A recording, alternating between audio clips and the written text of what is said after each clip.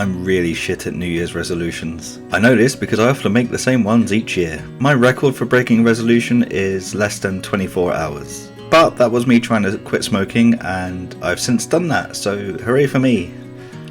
I mean, I vape, but I don't smoke anymore. But art-related resolutions are a different matter, and I'm better at those. I'm Brinkley, and these are the 10 best resolutions for artists. If you can stick to at least one of these, your art will improve. And if you can't, then at least hit that subscribe button.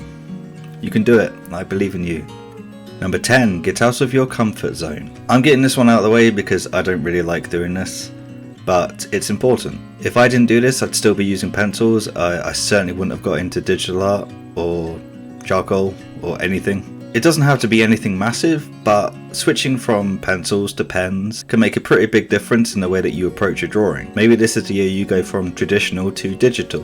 Maybe it's the other way around. Removing yourself from your comfort zone means that you won't stagnate as an artist. And if you're a new artist who doesn't yet have a comfort zone, just keep this in mind. That way you don't entrench yourself in one thing too early on. It's good to experiment. Number 9, network. You'll be affording yourself opportunities to network with other artists with other entries on this list. But put yourself out there to join communities online like ArtStation or DeviantArt, or join subreddits or Facebook groups and start talking to other people. Building relationships like this will not only improve your work, but eventually over time you'll be able to get critiques and you'll better understand how other artists solve their problems, and that can hopefully help you solve your problems. And who knows, maybe down the line there's an artist that you can collaborate with, or maybe you can receive tips on how to get your work seen by other people. Networks are also invaluable because if you're not feeling particularly great about your art, then there are loads of people who've been exactly where you are and they really understand what you're going through. I sure as can understand that. Number 8, study more. It's really easy to fall into the trap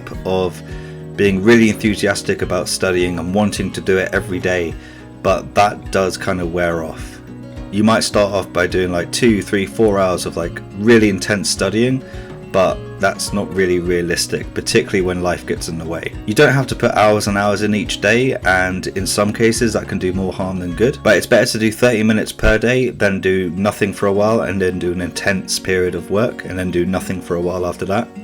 Doing little bits every day really makes all the difference. And that's why it's really helpful to try and make it your mission statement for next year that you'll draw for at least 30 minutes every day, and you'll find that with consistency you'll grow faster and further. Number 7, restructure your art space. My art space is this corner of the living room because our house is quite small, so I don't have an office, but I have changed it up over the years with the help from my wife. I used to be up in the bedroom, and then I was down here in the corner over there, and now I'm in this corner. And I've also added and taken away stuff from my art space over time just to keep things fresh. Like during times of isolation, particularly right now in times of isolation, it can be really draining to just be in the same space all the time, which can affect your mood and therefore your art. Like you don't need to buy anything fancy or anything like that, but just moving stuff around can make all the difference in the world. And this is particularly helpful if you feel like you're starting to become stale. Like just a tiny little plant, that's all you need. Number 6, go public. Most people have social media, but even if you don't, then you should at least join an art related website in 2022. I've already mentioned a couple of them and they're perfectly good. And then when you've done this, you've signed up and you've got your username and all that jazz, share your stuff online. Like I know that it can be really daunting to share stuff online because, you know, the internet is a dumpster fire most of the time, but most people don't really care, and that's a good thing. So most of your friends will think it's great either way, which is good because they're friends and they're supportive, and that's great. And also if you're just putting your stuff out there just to put it out there and you're not looking for critiques, then just ignore all of the negative comments. Just either delete them or block them or anything like that. I mean, chances are you won't get those, but if that's what you're really worried about, then just don't worry about them. I know it's easier said than done, but just ignore it. With that being said, don't post anything with any particular expectation. Like it's really, really easy to fall into the trap of counting your likes and your interactions and all that sort of stuff. And that's a really, really dangerous road to go down. So focus on the artwork, and you post the artwork and you reply to people, but then that's it. You don't worry about the likes or anything like that because that will just fuck you up. Another good thing that showing things publicly does is it keeps you accountable. So you could take this a step further and announce your intentions publicly by saying something like, over the course of the next couple of weeks, I'm going to post one illustration every Saturday or whenever, or I'm going to post studies every single day. And this can help because you've got a level of accountability and it can just keep you going and keep the momentum going as well. Number 5, attend an art class, either online or in person. Try and attend at least one art class. If you can afford it, go regularly. If you can't, try and go at least once. The knowledge people have accumulated over decades and decades of work is worth it. I personally recommend Marshall Vandross's perspective class, which he did in the 90s, and it's still really, really good, and it's on his website. I also recommend Proko's premium stuff, which is a little bit more pricey, but his free stuff on YouTube is fantastic anyway. I know I have mentioned those two guys quite a lot, but it's because they're probably the two most influential people on me. Anyway, I've got links to both of those in the description, so check them out. Beyond that, there are lots of artists who do workshops, so just type in like art workshop or something in Google and you should be able to find at least something. Art education is out there a lot, and I'm trying to get into that space myself, but obviously there are guys who have got decades on me who are really, really good, so I definitely recommend that. Number 4, go to a museum. Almost any museum will do. An art museum is probably a good idea, but pretty much anything like science or history or anything can really help with the good old inspiration. The benefit is that most museums are either free or they ask for a small voluntary fee, so they're really accessible to most people. And in cases where it's not accessible, either because there's no museums near you or I don't know, there's a pandemic or something, then a lot of these museums have virtual tours as well. Like the National Gallery in London has a virtual tour, so if you just type in National Gallery in London, then their website will come up and you can actually tour the museum from your computer. I assume that other museums do that. I haven't actually checked, but Google it and I'm sure that they do, because why not? Now, whether you go to an art museum in person or just online, have a sketchbook with you, and that way any painting that takes your fancy, sit down and just draw it. Most museums expect artists to do this, so it's not weird, and you should do it because it's a really great way to spend a day and you can learn a hell of a lot by studying masters. Number 3, start a small project. It's really easy to get carried away and plan out a really big, ambitious project that will take you decades to do. Even though you don't think it will, it will. All projects take a lot longer than you think they will. And there's not necessarily anything wrong with this, but the main issue is that long projects take a huge amount of discipline and willpower.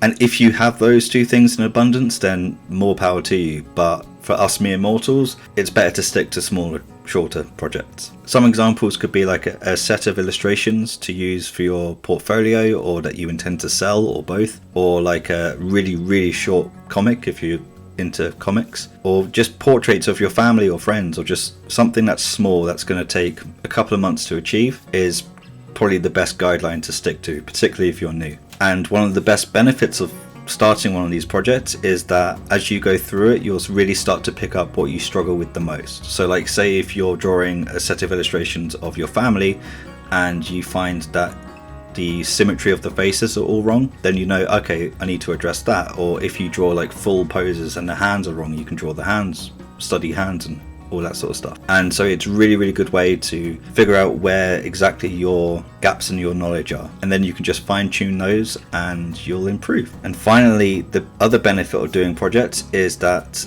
one of the hardest things to do with a project is to finish them. You have all this enthusiasm at the start and you're really excited to do it, and then that enthusiasm goes before the project's finished. And that's why so many people start about 50 projects and they finish maybe 1 or 2. But if you can finish pretty much every project that you start, not only will you have a huge back catalogue of finished projects that can prop up your portfolio, but you'll have the momentum to go from one to the next, and you'll find that you develop skills that complement art, like organization skills, which are very, very important, and most artists don't have them.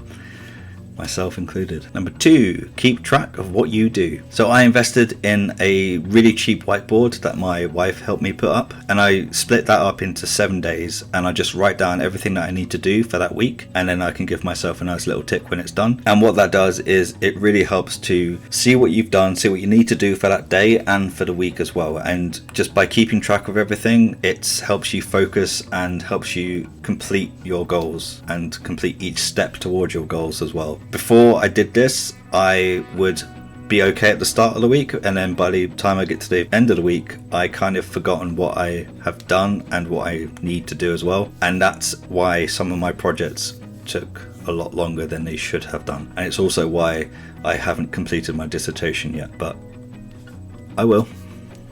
Probably. And number 1, broaden your horizons. Okay, so this is a big one.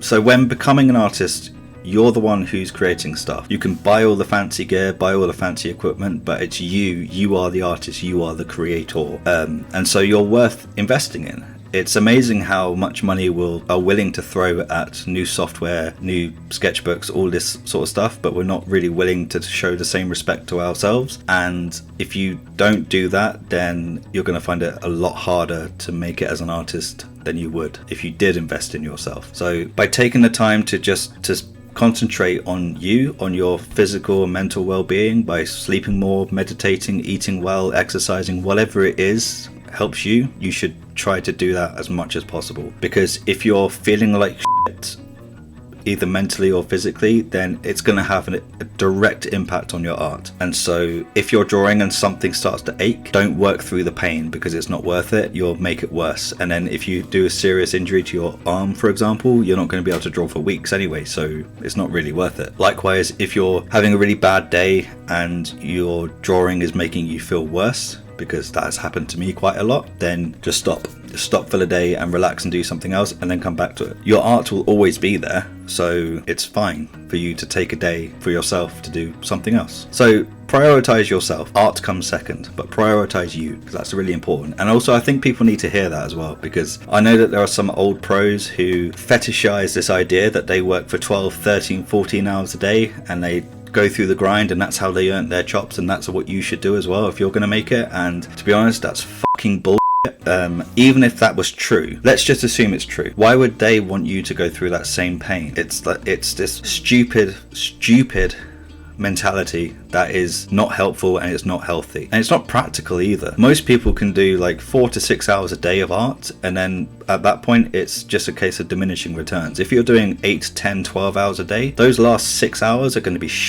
Anyway, that I didn't even read that from a script. That was just, I don't know where that came from. It's a good job that's the last one, isn't it? And that's my list. Have you had any resolutions that you've done in the past that really helped you? If you did, then share it in the comments, and hopefully let's all make 2022 a good year. It's got to be better than 2021 and 2020. 2019 was alright. Remember to stay safe and take care of yourselves. I've been Brinkley, have fun drawing, and I'll see you in the next one.